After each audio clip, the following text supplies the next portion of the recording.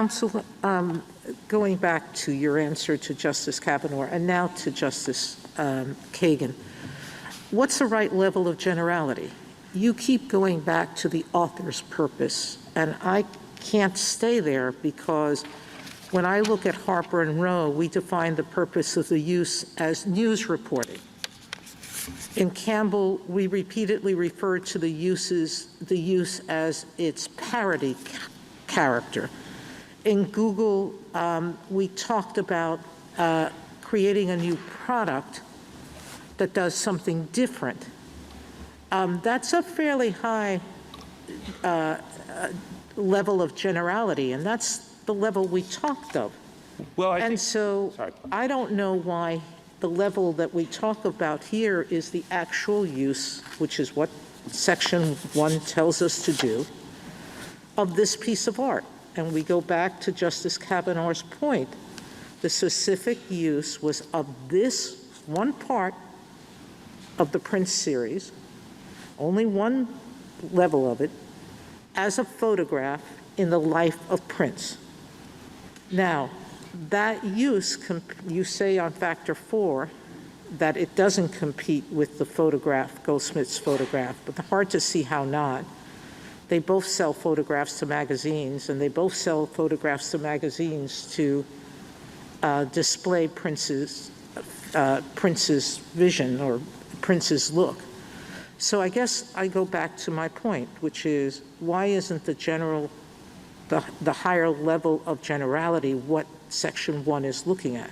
Your Honor, I don't think that that's what Section 1 is getting at, but I think Campbell makes that absolutely clear, because if it were the case that you had to look at the higher level of generality, in Campbell what you would have said is you have a Roy Orbison song that's a work of popular music that's commenting on sexual attraction, and you have a Two Live Crew song that's also a work of popular music also commenting on sexual attraction. They would have the same purpose, but you didn't do that. Instead, you said, we need to look at the meaning or message, and then you analyzed whether the second work had a different meaning or message because it was commenting on the first. So you had to do that analysis, and I actually think Goldsmith's test actually requires you to do that analysis. They're not asking you to overturn the parody case law.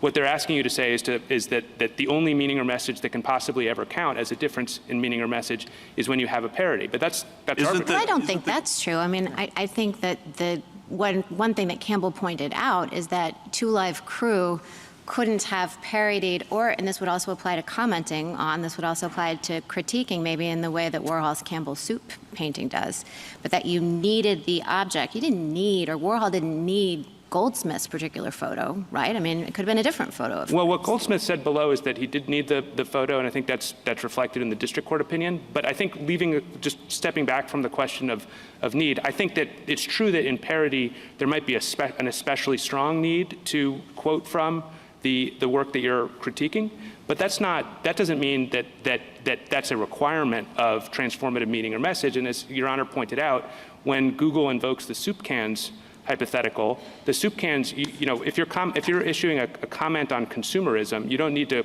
use, a copyrighted Campbell soup can logo in order to make that comment. But you could use Cheerios. I mean, you'd have to use, it doesn't, you could find it just doesn't have the same punch copyright if it's generic. Well, okay. But I think the soup cans example is especially helpful on that point, because it doesn't look for some sort of need or justification.